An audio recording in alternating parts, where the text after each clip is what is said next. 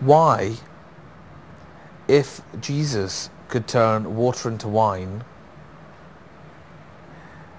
did he not do other things that were more relevant? I mean, if you were the Son of God and you had those powers, you wouldn't organise a piss-up at your pal's wedding.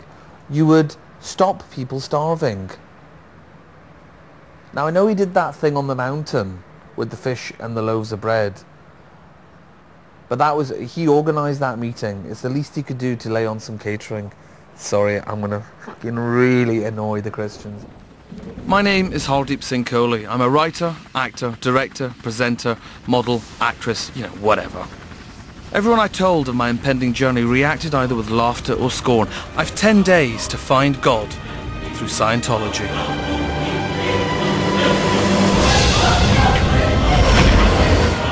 Hardeep, fuck you. Thank you! See, the problem with you is you're stupid. I repeat the ultimate command. I've got you brainwashed, mate. There are really no secrets anymore. The world is going to see Hardeep has been brainwashed. There's not going to be another job for you ever again. How are they going to feel, man? You used the word brainwashing. Okay.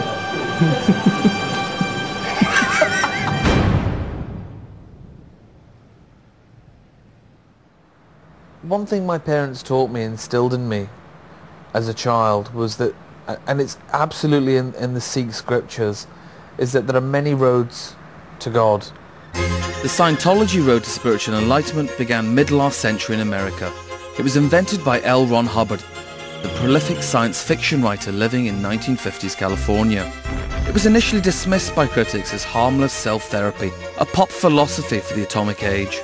Scientologists believe that all people are spiritual beings called thetans, who are held back from fulfilling their potential as humans by negative past experiences, trapped in their subconscious which prevent a person from achieving success. Scientology claims to have an answer for these troublesome memories in the form of a process called auditing. This is said to be a cross between counselling and confession, a process measured by an electronic machine called the e-meter. Little is known about this ritual outside of the church. The process claims to heal the mental scars accumulated over many lifetimes, allowing the participant to live in an enlightened state.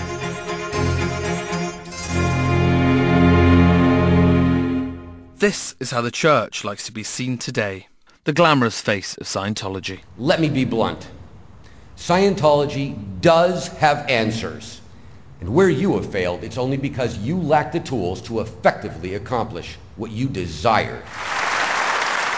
Why are some of the most visible people on the planet publicly singing its praises when the church is awash with accusations of cultism, brainwashing and silent births? Will I come back a brainwashed comedian? Or will I find a religion that can deliver on its promise and unite the planet with its spiritual toolset for all? To be honest, the thing that I'm most worried about is being brainwashed, and so is my wife.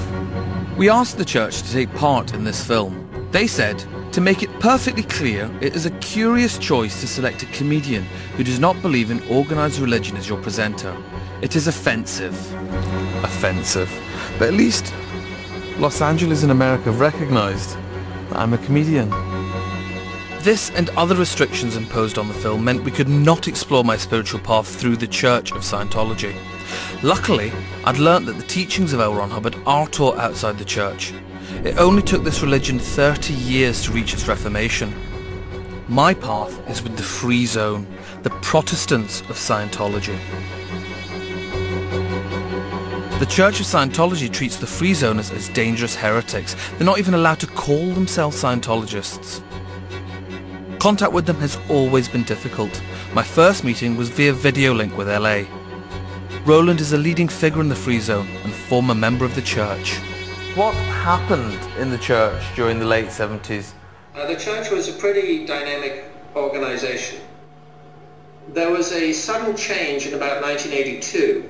The current management of the church took over and ousted a pretty fair number of the then senior people. These people, on leaving the church, attempted to set up their own organizations, essentially delivering the same stuff as the church does, but outside of the church's orbit. The internet has meant a flourishing of the so-called free zone, that is to say, the people outside of the church who are still active Scientologists and actively promoting and applying the so-called technology. Roland had some advice for me regarding my auditing session, a never-before-seen cleansing ritual and the key to enlightenment through Scientology. What should I do on my journey? Just do it wholeheartedly, all the way. There are things about yourself that you do not wish to confront. Things that you've done that you don't want to admit to. Things, weaknesses of yours that are ignominious that you would not care to mention. When you go into session, eventually you will have to confront all of those things. Hard to do, there are many layers of it, it takes a while to do. It's not easy, but it is worth doing. As long as it's done with an auditor who will not take advantage of you. Fuck, I hope I don't get fucked up doing this film, man.